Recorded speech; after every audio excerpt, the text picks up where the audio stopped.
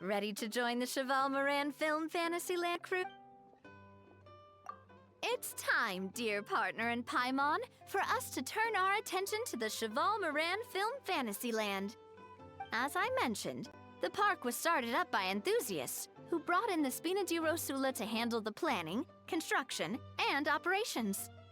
Of course, enthusiasts aren't typically all-around experts. They usually stick to designing the event booths. We, for our part, handle long-term operations and develop standardized strategy guides for the different activities. Long-term operations? Strategy? It all sounds so complicated. We spend most of our time adventuring and we barely have any experience running a stall. That's more like it. You've seen it all before, haven't you, partner? I'd even go as far as to say you've shaped some of Tevat's biggest business ventures. Anyway, first things first, let's get an overview of how the whole festival's gonna be run.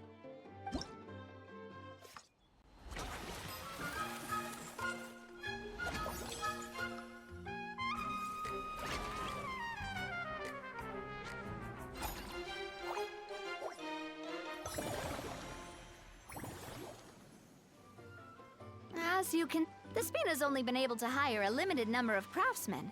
Besides, we don't have enough experience to handle multiple projects simultaneously.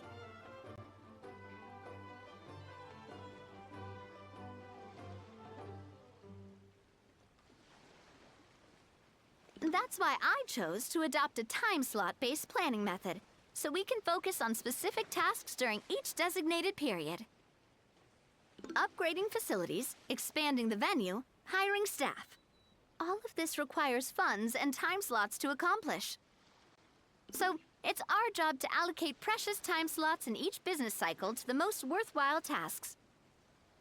As we attract more guests and earn money to add to our funds, we'll also be able to work more efficiently, which will allow us to divide each cycle into finer time slots, which will let us get more done.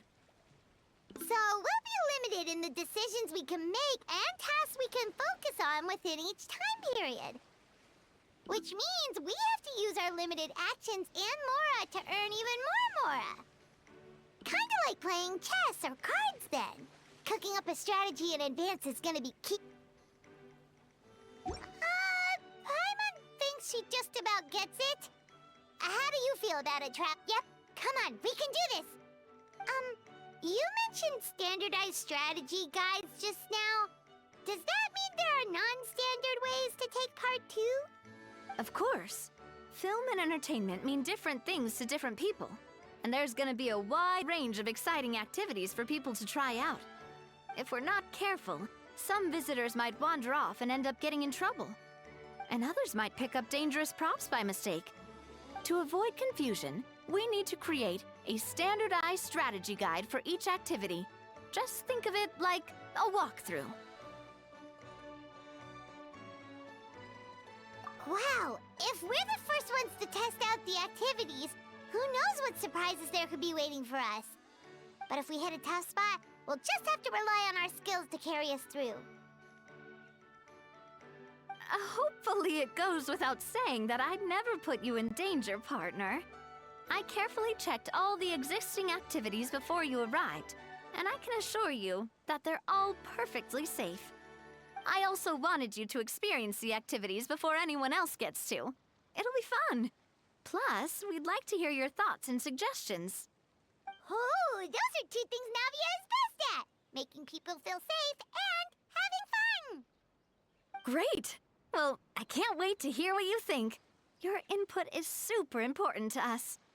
All right then, let's start with eclectic escapades and put our first guide together.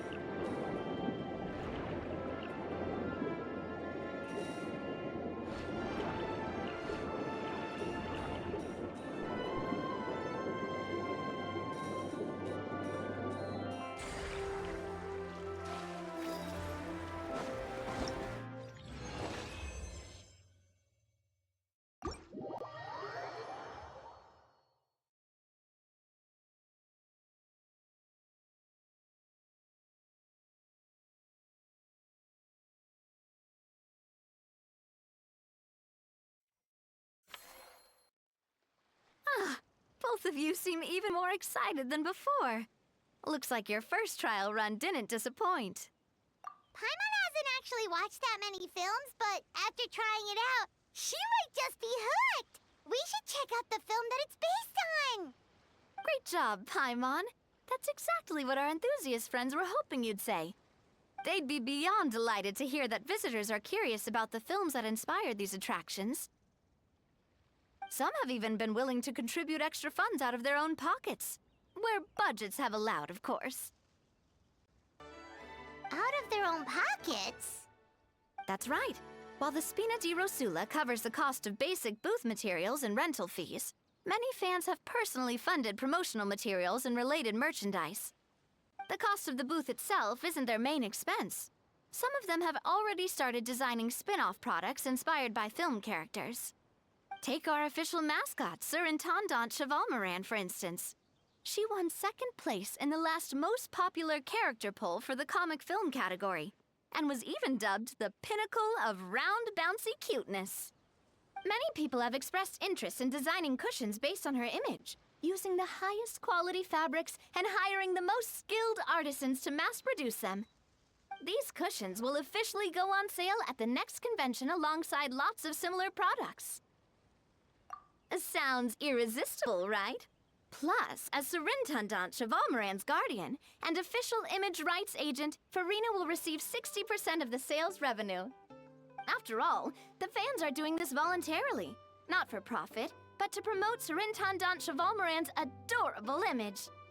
The more Mora ends up in Farina's purse, the better Surintendant Chevalmoran's meals will be. And who wouldn't be happy to hear that? Oh, Paimon likes the sound of that.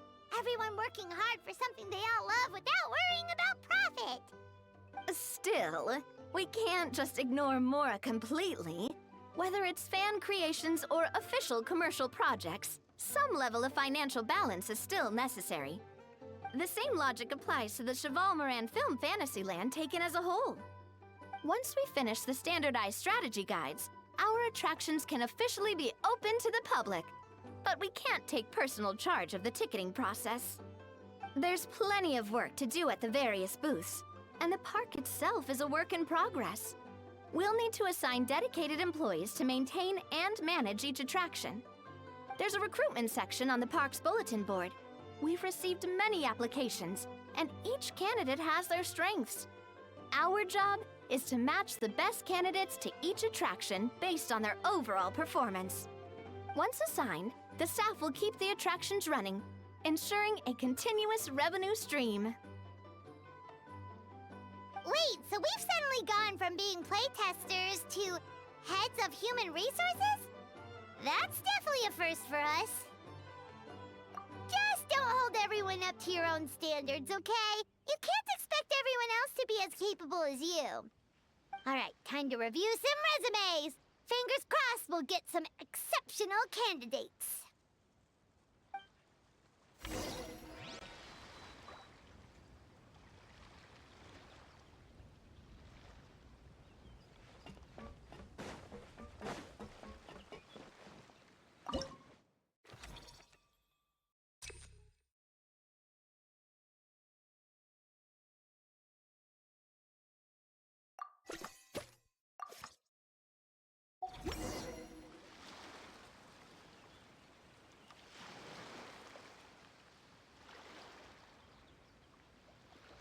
Looks like this particular employee is really getting into their role.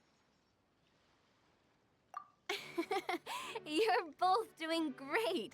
You sound more like bosses than I do. In any case, with this, the Chevalmoran Film Fantasyland is now officially open. Running a theme park is a long-term project. You won't make much if you try and rush it. We're just about done with our current work setup, so let's take a short break and wait for this cycle's revenue report to come in.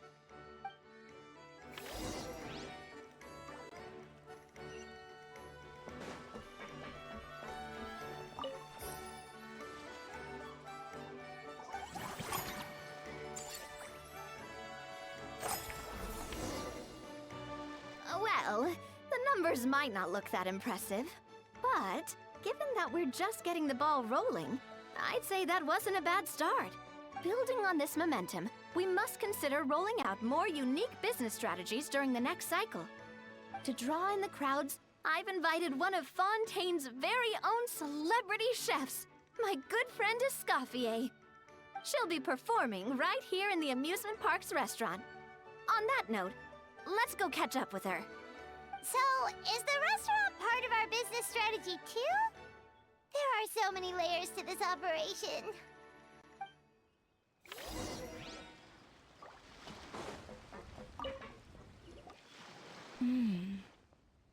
The restaurant is up to standard, and the waterside location will make for a unique dining experience. The beautiful scenic reflections in the water create a stunning backdrop, lifting diners' spirits and allowing them to truly savor their meals. Ingredients, check. Cooking utensils, check. Looks like we're ready to rumble. Hey there, Escoffier! Oh, my employers are here. The president of the Spina di Rosula, plus the famous traveler and Paimon. I must say, you seem a bit overqualified to be running a film-themed amusement park. I'd say that if anyone here was overqualified, it would be the former head chef of the Hotel de Boer. Wherever you walk, the aroma of fine cuisine follows in your wake.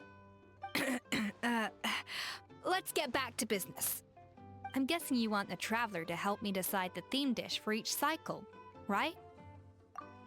This is the business strategy I mentioned earlier. Using Escoffier's top-tier dishes to attract more visitors to the park. But this isn't just about attracting visitors. Her culinary masterpieces will surely have other surprising effects. Just imagine, Paimon, if all you needed was a single ticket to enjoy all the attractions and taste all the legendary food. Wouldn't you be tempted? Then Paimon come every single day!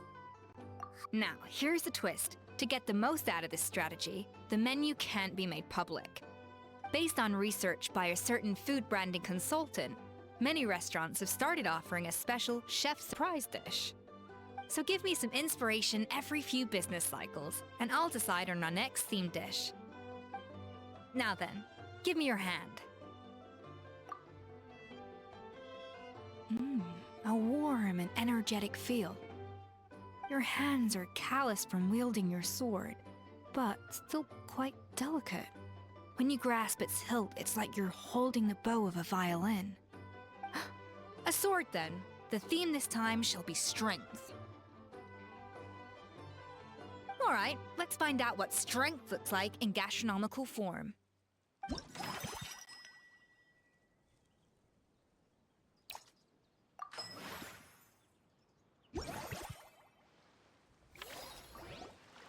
I've refined the sauce for these barbecue ribs. It's a richer flavor than the classic version, but not at all greasy. The mint extract in the seasoning leaves a refreshing aftertaste, perfect for indulging yourself after a fun-filled day. But if you ask me, I'd say the artisans need these more than the guests. The artisans? As I'm sure you've noticed, this park isn't quite finished. A serving of these barbecue ribs should help the artisans replenish their strength much more quickly. As their bosses, you have an obligation to provide meals for them. So why not invite them to dine here? Who knows? The morale boost might even improve their productivity.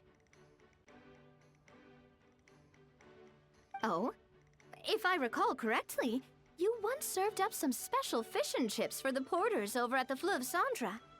For several days after, the workers were all incredibly efficient. They'd finish 8 hours of work in just 5. And then, because they clocked out early, they'd come back completely refreshed the next day. Then there's no time to lose. Go invite the artisans over while these ribs are still hot. I'll prepare some side dishes and desserts too. That's a great idea! You really live up to your reputation, Escoffier! Looks like these themed dishes are gonna make a huge difference after all. We'll have to make sure we check in with you regularly. The artisans are pumped and ready to roll thanks to that themed dish. And perfect timing, too. Let's take this chance to take the facilities of our eclectic escapades to the next level.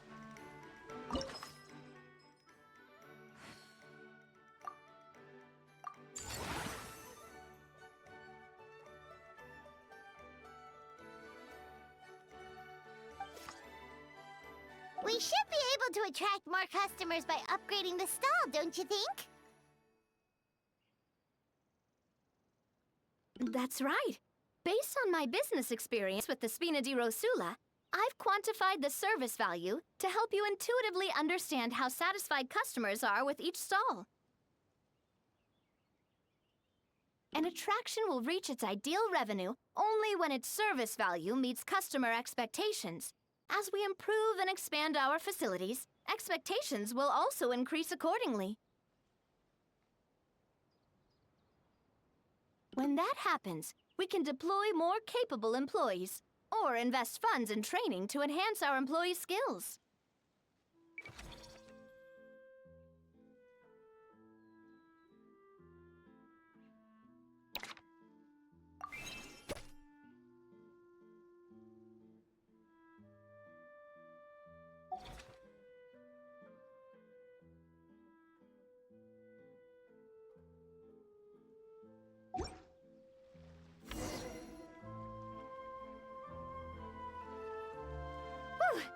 That should be everything. Looks like you've pretty much mastered how to run this park. Huh? Have we really? Thinking about it, we have learned quite a lot, haven't we? Oh, not at all. I wouldn't say I taught you much. Your intuition's been guiding the way mostly. I imagine long-term operations sounded like a scary prospect the first time I mentioned it, huh? But don't let that scare you. Just break things down into smaller steps and tackle them one at a time. Even if you're not a genius or naturally gifted, you'll get it done in the end. Whoa, seeing your own progress has really got Paimon fired up! Actually, she's gonna jot your words of encouragement right down. From here on out, we'll be running the Cheval Moran Film Fantasyland together. Let's make it a big success!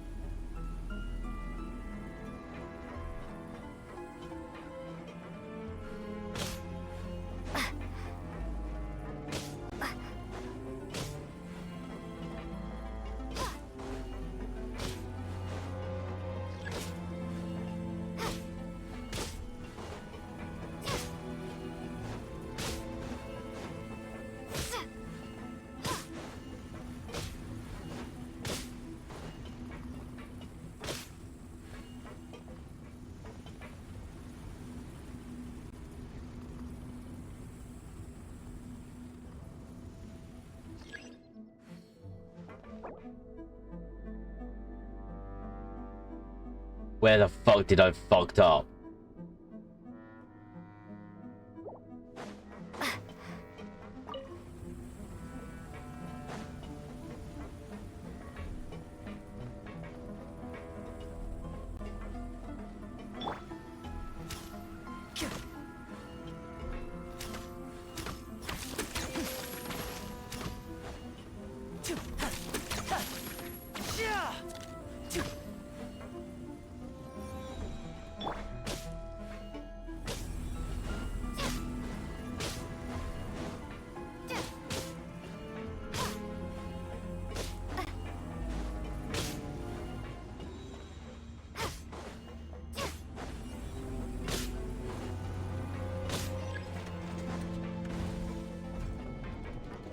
Still call bullshit because I hit all of them.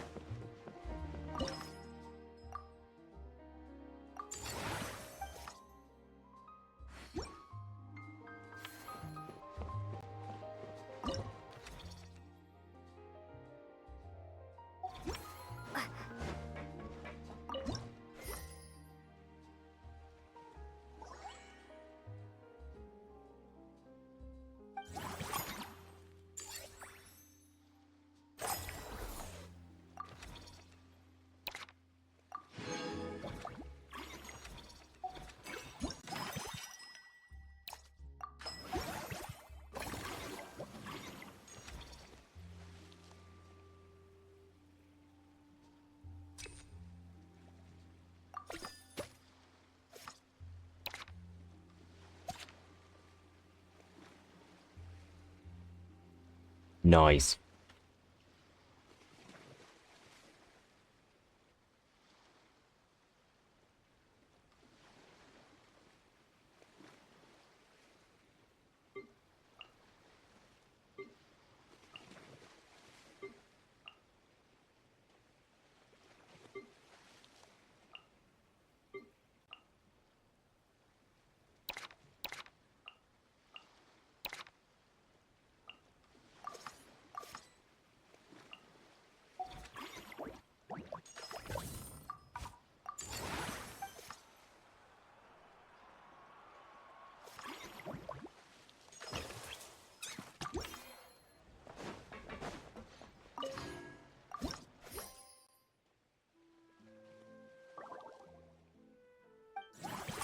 That's higher, not lower. The fuck do you mean angry?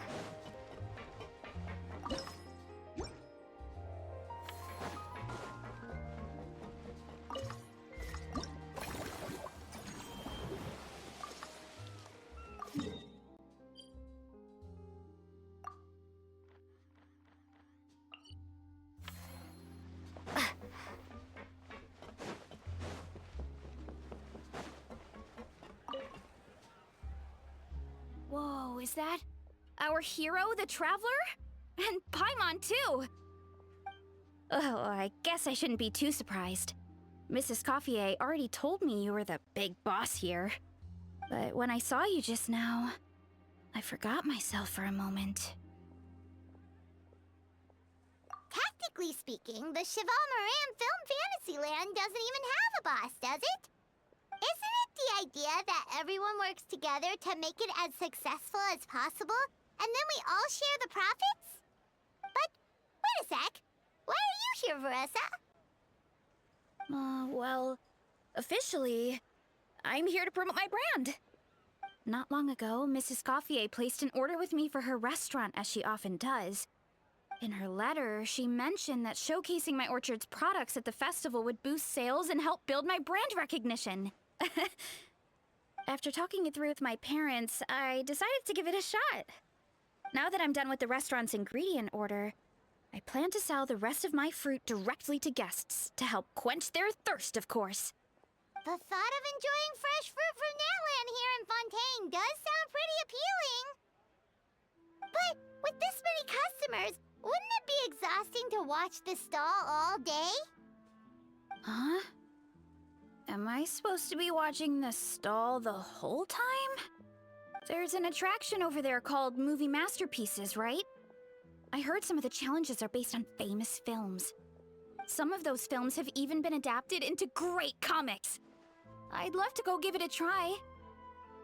So, you're not doing any business at all? Back in the Collective of Plenty, I'd just set up a sign with the fruit prices, place a weighing scale and a coin jar to one side, then let people pay on their own. When closing time came around, I'd wake up and check the accounts. Not a single Mora's ever gone missing. To be fair, that does sound nice. People in the Collective of Plenty are a law-abiding bunch. No one would even think about taking something without paying. Makes sense that tending your stall wouldn't take too much effort. Fontainian customers are no doubt trustworthy too, but let's just say they're not used to self-service shopping. Plus, if you just leave the stall unattended as a Natlanese merchant, people here might think you're gone for good. In that case, I'd better start acting the part. But I'll need to buy some things in the city before I officially open for business. I promised to bring back some Fontainian clockwork mecha for Kochi-an-san. Oh, and I also wanted to try a few rounds of movie masterpieces. After that, I should be able to focus on my business without getting distracted. We might not be locals, but we've explored Fontaine quite a bit. We know our way around pretty well. In that case, give me a moment to get some extra fruit, a price list, and my coin jar set up. I get to go shopping with the Traveler! Nice.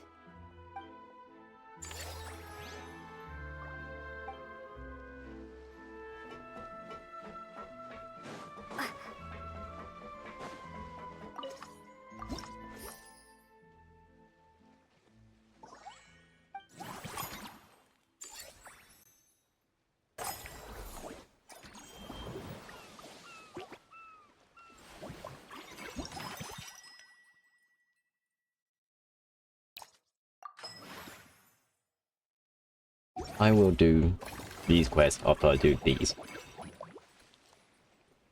So, you know, I don't have to worry about money.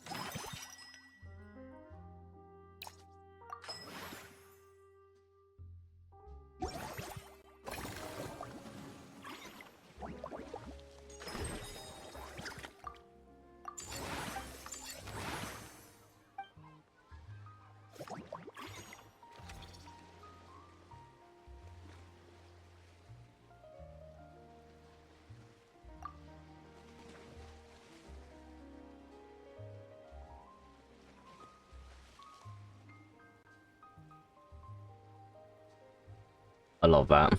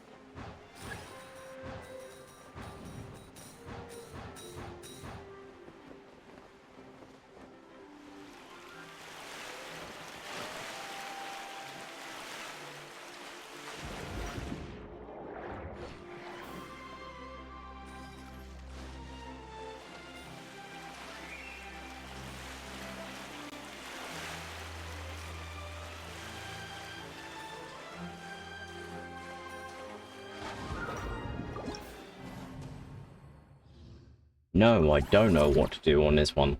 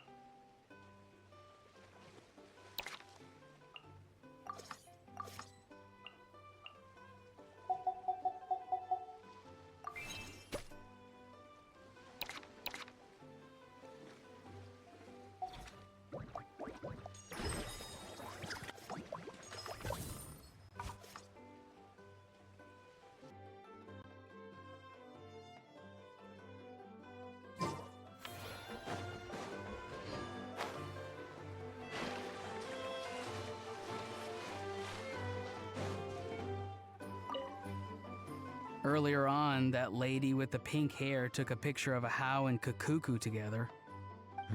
You sound a little disappointed. Were you hoping to be in it too?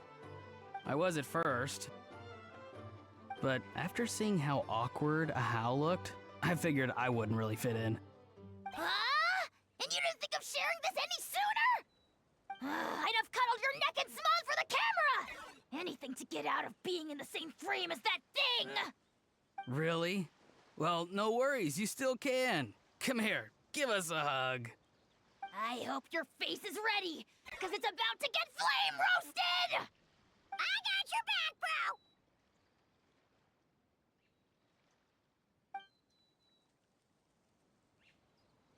bro! Kenichi, have you thought about maybe ditching that little rascal? Leaving him here for good when you leave?